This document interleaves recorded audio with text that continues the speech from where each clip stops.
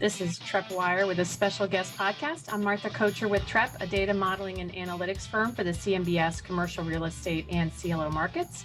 I'm with Manus Clancy, Senior Managing Director, and joining us today is Michael Mandel, co-founder and CEO of CompStak, a nationwide provider of crowdsourced commercial real estate lease and sales comp data. Michael, welcome. Thanks for having me. I'm really happy to be here. That's great. I know we've talked about CompStak on several of these podcasts with research that we've done. Give us an overview of your background for those that may not know about you and CompStak. Sure. Well, before starting CompStak, I was a commercial real estate broker, and I did office leasing transactions and data center transactions based in New York City. But the data center deals were actually, kind of throughout the country, and started CompStak out of my experience as a commercial real estate broker. Because I was sharing comp data, in particular lease comps, with other brokers all the time over the phone and via email and at our weekly Monday morning meeting, and thought that the process for sharing this information was rather antiquated and we could do better. And so created a platform where commercial real estate brokers, appraisers, and research people in real estate brokerage firms could share data, earn credits for sharing that data, which is like a virtual currency, and use those credits to get other data back out. And at the start, it was just lease comps. We've grown from there, but we've built a comprehensive database, and then we sell access to that database to commercial real estate investors and lenders, amongst others. We have, over the course of probably the last few months, talked about some specific pieces that our data team and your data team have put together. And it really dove into the performance of a couple sectors like retail and office. Give us a high-level overview of how the CompStak data adds value to the Trepp data overall so that practitioners actually get a more holistic picture. Absolutely, sure. Well, I think the way to think about CompStak data is really around the granularity of the data, right? So we're best known for our lease comp data, which is very granular information on individual leases within properties. So who the tenant name is, what the rent is that they're paying, the rent step-ups over time, the concessions the landlord gave, like free rent, TI, et cetera. And so when you're looking at securitized loans in Trepp and you're trying to understand the underlying assets, we're providing a level of detail around all the tenancy in the underlying assets and the income of those properties, the lease expirations, all this kind of context that can help you better evaluate risk. So, in those papers that we worked on with Trepp, we looked at things like, what percentage of the leases are rolling in these buildings that are securitized, and how does that impact their risk if tenants don't renew, right? Or how do the rents in the market compare to the underlying rents in these buildings? And are tenants under market or above market, things like that.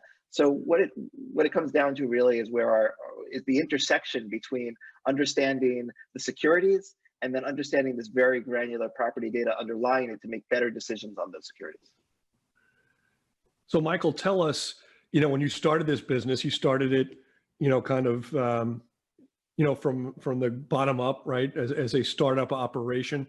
How hard was it to get some of these big names to take part in this, crowdsourcing initiative? Well, initially it was just individual brokers, appraisers, and research people trading data. So I was calling up, everybody I knew in the New York City market, because we started in New York, and I called up all the brokers that I knew, and I just said, hey, can you try this thing out? Send me some comps, check it out, find value. If you find value, take some comps out, send some more comps. And I was just calling and emailing people constantly. I would go through my list and go from one to the next to just, manually kind of hand crank the machine to get people to share data. And then once there were people sharing data, then it was a function of, okay, who will find value in buying this data and how do we get in front of them? And, was able to work my network a bit to get in front of some major owners, particularly in New York. And actually, our first client was Vornado, and our second client was Tishman Speyer, and they're both still clients of ours today. We had barely had a product when we sold to those guys, but what we found was that we had great data, and the data spoke for itself. That's terrific. You do have a very impressive client roster at this point on your website. So it seems like you've had terrific penetration over the years. What type of firm is most likely to be not a contributor, but a taker of your data? Is it appraisers? Is it CMBS types trying to, surveil their portfolios? Is it model builders? Where do you see the application? Well, so appraisers actually, if they're third-party appraisers, they can actually be on our exchange and they can trade data. We have appraisers in banks who would be on a subscription basis, but the two major use groups for CompStak are I would say underwriting and asset management. And for underwriting, we're talking like analysts at in acquisitions groups that are using our data to project income when acquiring a property, but also analysts in banks who are lending on those assets and doing the same kind of cash flow modeling, right? And using our data in the assumptions around space that is vacant or the space that will be vacant to understand kind of how that will impact the very basic kind of NOI divided by cap rate equals price. And on the asset management side, it's about owners and lenders benchmarking the performance of assets against the market, right? Are they outperforming or underperforming the market and their peers and the competitive set for those properties, and using our data to really understand that and to do budgeting and projecting based off of that. And then we've got lots of other use cases for our data as well, but I'm happy to get into, but I would say those are the major ones. So the pandemic obviously has enormously slowed down the velocity of transactions, whether it's sales transactions, seemingly leasing transactions as well. Many parts of the market outside of industrial probably fall into that category. Tell me what that has meant for your business. Is it making your data more valuable, or is it making it harder for you to find data to kind of churn the machine? Well, I would say somewhat both. It's certainly making our data more valuable because of the granularity of our data, right? So we're known for having these individual, comps for every transaction. And so what that means is you can really dig in and understand those deals. So maybe you don't have enough data in aggregate to have enough statistical significance to say, this is what's happening in this market, or this is what's happening for this class of building in this market in deals of this size. Maybe there's just not enough data to say that conclusively. But what you can say is like, the Facebook deal at the Farley Post Office in New York, these were the terms of that deal. Oh, and by the way, you can look and see what were the terms pre-COVID, and then how did the terms of the deal change during COVID? And so that level of granularity can be very, very useful as an indicator of how the market is reacting based off of the economic environment. And so the granular data becomes more and more valuable when there are fewer data points overall to point at a general trend. You want to dig in and try to make sense of the individual deals. But it does make it harder for us to do to modeling off of the data more broadly and understand where the market's going more broadly, because there's just not a lot of volume. I mean, particularly in retail, I wouldn't begin to tell you where the trends are for retail right now from a rent standpoint. There just haven't been enough deals to even say it. Well, it's interesting that you talk about paying close attention to the deals. Every week, Manus has his 1 or 2 deals of the week that we hope to glean some insights based on whether companies are taking more or less space, they're renewing, they're moving, and that sort of thing. So, that's definitely one of the things that we've covered, because we see that that's where you can make some determinations about where the market's headed. If we shift a little bit to talk about the CRE Tech space, how have you seen the demand change from professionals over the course of the last few years, as you've started with a startup organization in New York based primarily and have gone nationwide? Well, I think what we found is that when we started the company, we were very much front office, right? So there were individuals who were underwriting deals using data that they got from either they're brokers who are trying to benchmark against the market themselves and use data to do leasing transactions or sales transactions, or there were people who are reaching out to their brokers or their appraisers to try to get data to do deals, who would use our deals on a individual basis for transactions. We've seen a shift in the market where people are just more interested in data more broadly now. We're actually going much deeper into the back office, where we've got research groups that are trying to analyze our data, who want data feeds to slice and dice it however they want, who have APIs with our data to uncover different insights. We have partnerships with other technology companies like Trepp, which has been fantastic. And so I found that really in the market more broadly, there's just a greater interest in making sense of data.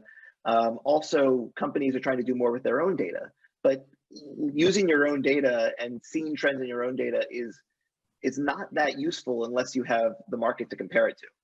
And so when they're doing that, we're finding companies who want to get that market context for benchmarking. And so there's been a strong interest in that. And then, certainly we've expanded our for us personally, at least, we found lots of new kinds of clients that were interested in our data. So we have a segment of our business called CompStak Prospect, where we have people who use our data to find new customers, right? Could be a cleaning company or a moving company or somebody like that who wants to know who's moving into new space, who's going to need their services. We have hedge funds that are trading on our data, and particularly during COVID, finding value in it because they trade on the instability of the markets, and they're trying to leverage our data to see how public REITs are performing or other public companies are performing, in advance of their earnings, things like that. So lots of different interesting use cases that we've come upon. Historically, Volatility for us, Trepp, has led to a lot of inbound opportunities for us, right? Data becomes more valuable than ever before. You kind of find people coming out of the woodwork, looking for things, looking for signs of, what's coming next. Would you say that the pandemic has had that effect for you guys? Absolutely, yeah. I mean, certainly a good amount of inbound, as I mentioned, particularly, hedge funds have been a strong area for us during the pandemic. Also, distressed real estate funds have reached out, which this is when they really shine, obviously, and looking for opportunities. And a lot more, very early on in the pandemic, in particular, the research groups from all of our clients were reaching out to us because they were being asked by their firms, tell us where you think this is going. And so they wanted to look at our historic data from the last downturn and try to get a sense of, how the market might rebound based off of, historical recessions, and leveraging the data in that way. So there's certainly been a good amount of interesting new use cases from it. Let me talk about Facebook for a minute, because you brought that up before. Their big Penn Station area lease, 700,000 square feet. You made a comment a little while ago about knowing where it was before and after the lease was signed. Can you dig into that a little bit? When you talk about where it was before, is that what the asking rent was? And then later you replace that with where the actual lease was signed. Can you walk us through what some of your clients may have seen? Well, in that particular deal, the deal was negotiated before COVID hit, but it hadn't been signed.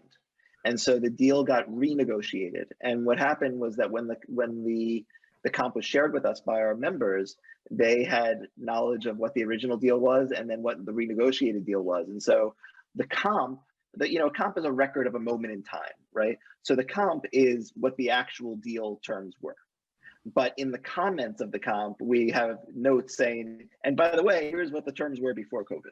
Now, there's not a lot of those deals on our platform because it's only that subset of deals that were negotiated pre-COVID that still went through during COVID. And interestingly, too, something else we saw in our data is that our average transaction size for leases went up in Q2 pretty meaningfully. And I think that's a function of the fact that small firms that are nimble, who make decisions last minute, they just put their deals on hold, right? But the big firms, they, somebody like Facebook, they may have been working on that deal for a year, 2 years, right? They're not going to kill that deal entirely. They'll renegotiate it and they'll still move forward. And so the average transaction size on CompStak went up, I think, just as a function of that. that these deals just can't be turned off immediately. But that was the case in that deal in particular, and several other deals where we saw that kind of retrade situation. I'm not sure you're going to feel comfortable sharing this, but can you tell us what the discount was between point A and point B on that Facebook deal? How much of a retrade was there, percentage-wise? I don't have it in front of me, and I don't know off the top of my head.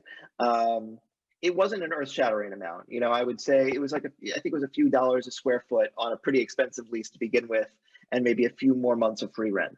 And the biggest concession we've seen in these COVID deals has been in an increase in free rent. The other really interesting trend that we've seen is a new concession that didn't exist at all, and maybe we wouldn't even call it a concession, which is that the spread between lease execution date and lease commencement date has increased. So the average length of time between execution and commencement was 90 days. And since COVID, it's increased now to 127 days. So what's happening is, basically the landlords want to get these deals done with tenants. The tenants, they could do the deal now, they could sign it later or whatever. They don't have anybody in the space or anybody who needs to be in the space. So they agree, the landlord says, you know what, I'll just let you have your start date be later. They don't need it to be free rent technically, because the tenant doesn't need to occupy the space for free. So, and by virtue of pushing out the commencement date, the landlord doesn't have to have a hit on their net effective rent because it doesn't count as a concession. And so they just extend the date for when the lease starts. But maybe it should be treated as a concession. It's been a meaningful change, over this time period. Have you seen lease terms get longer or shorter? Obviously, if you're giving, bigger concessions in terms of, cost per square footage, it might behoove the landlord to do something shorter. Obviously for the tenant, they might be looking to lock in something longer if they can get something cheaper now. Are you seeing any trends there in terms of term change from where it was pre-COVID?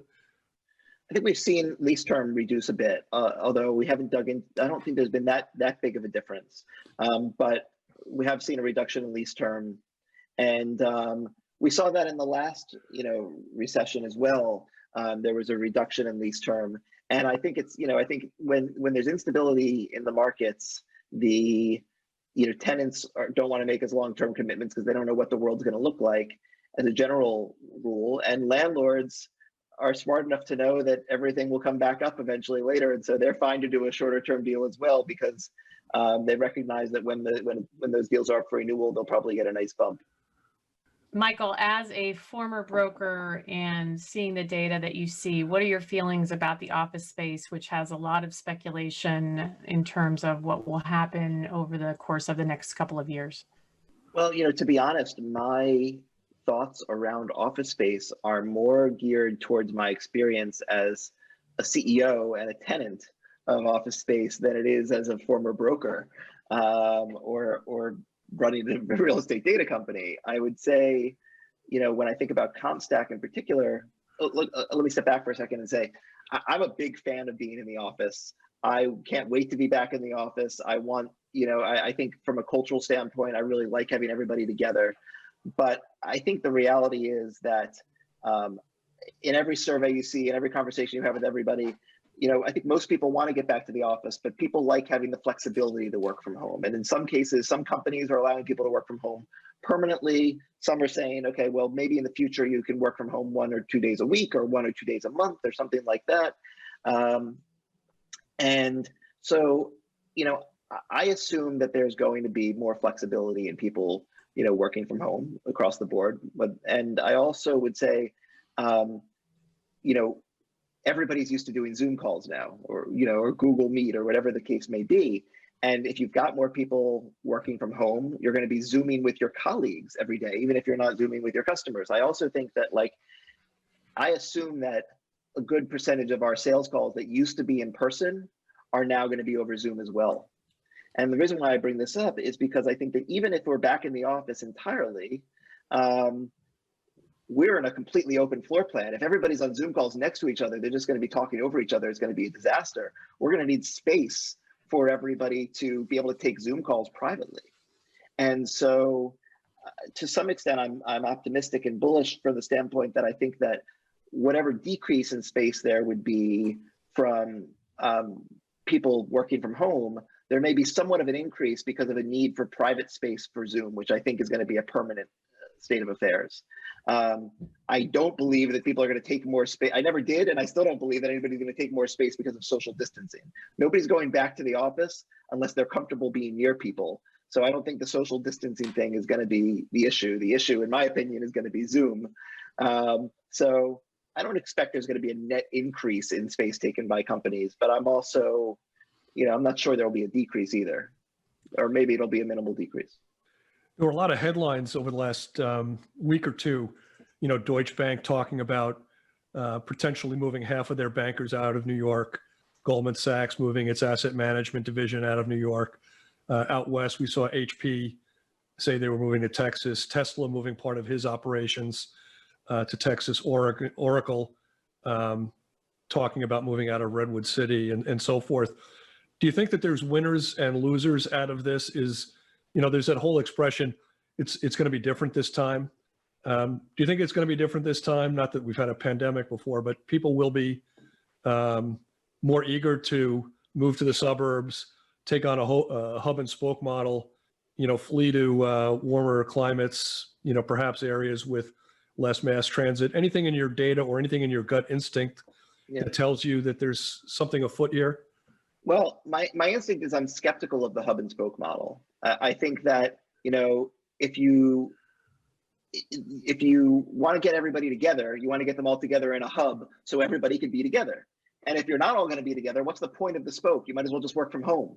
So maybe there will be some suburban offices where for people who don't want to work from home to camp out, but I don't imagine that's going to be a huge driver of demand. At least that's not what I'm seeing, although I know some people are saying that's the case. I think that companies are going to need centralized locations in the major cities because they make the most sense for gathering, right? But certainly there's going to be more people working from home, and I think that if you're talking about winners, I mean Austin has been a big winner. A lot of people moving to Austin. I think also what you're seeing with COVID is that trends that were already happening are expediting, right? Big box, department stores were already on the demise, and that got expedited. Similarly, like we're based in New York, but I'm friends with tons of, people in San Francisco, founders of other companies in San Francisco. A lot of companies were already going to distributed workforces that were in San Francisco. So you referenced this earlier. We've seen a lot of consolidation and partnerships happen in the CRE Tech space, especially over the last several years. Where do you think that industry sector is going, and how's it going to benefit practitioners in the long run? Well, I think the partnerships that have been happening, and the partnerships we've done obviously with Trepp, and we've done partnerships with Moody's. We have another very big one we're about to announce very soon. And with several others. I mean, DealPath and EDR and you name it. We've worked with a lot of different companies and different partnerships. But what I would say is, look, the opportunity with these is to create a win-win for our clients, right? And where you can't be best in class in everything. And so, in the case of Trepp, I mean, there's no doubt everybody knows that Trepp is best in class in CMBS and in loan information and all that. And so, it makes sense to partner with the firm that is best in class in that area and hopefully provide mutual benefit for clients, which makes them stickier and makes them happier. And to the extent that you can make those kind of partnerships work, it's a win-win. I think, for many companies in the space, we all want to do more. And over time, we may be more competitive with each other as we all get bigger. And that's natural. But in the meantime, we can agree to work together for the benefit of our companies and for our clients. And so I'm excited to see that happening. So you launched CompStak with a vision. Obviously, you had a vision around data transparency and how to make that easier for people to find. What's your ultimate goal? What do you envision as where are you taking CompStak and it's a win? Well, we aspire to be the leader in commercial real estate data. We and do that by creating transparency in data. We fundamentally believe that transparency in data leads to more fair and efficient deal making, right? That that this data becomes table stakes. Everybody's going to expect to have data at their fingertips to get their jobs done. That data creates a level of fairness. It creates great efficiency in the market. And then I think actually what that does is it opens up the door for more creativity, right? If everybody's working off the same data and underwriting deals the same fundamental way using that data, the people who really win are the people who then take the more creative approach in going beyond just what the data says and finding new ways to look at opportunities. And so, we're hoping to sort of bring that world to the forefront, create transparency in the data, and there are all sorts of interesting things that can happen from that, right? I mean, obviously, if you have every piece of data at your fingertips, then maybe all major commercial real estate assets will be traded the same way that stocks are traded on the New York Stock Exchange, right? Because if you've got standardized, normalized, clean, transparent data, why not? So that's just one sort of end result that could happen from it. Not something we're looking to get into anytime soon or ourselves, but I think that it's a byproduct. So you said earlier in the conversation, office and retail are really your big niches right now. Is your next move more geographic into other markets? Is it into other property types? How do you see kind of your next big twists and turns coming as you roll out new products? So on the leasing side, we cover office, industrial, and retail. So those are our three major kind of food groups. And for sales comp data, we track everything but single family homes. And our analytics layer kind of sits on top of all that. We are adding, not to give away too much, we are adding a major asset class, which relates to the major partnership that I mentioned that we're going to be announcing soon. So we're going to be expanding into a new asset class, which we're very excited about, and that should grow our our database and grow our member base and clients. All right. Well, with that, we'll close this special podcast. Thanks to our guest, Michael Mandel. Thanks to our producer, Keegan St. Ange. Join us later this week as we look at what's happened during the week and how it may be impacting you. If you have a question, send us an email at podcast@trepp.com. Visit trepp.com for more info and subscribe to the Treppwire podcast with your favorite provider. Thank you for listening and stay well. All right.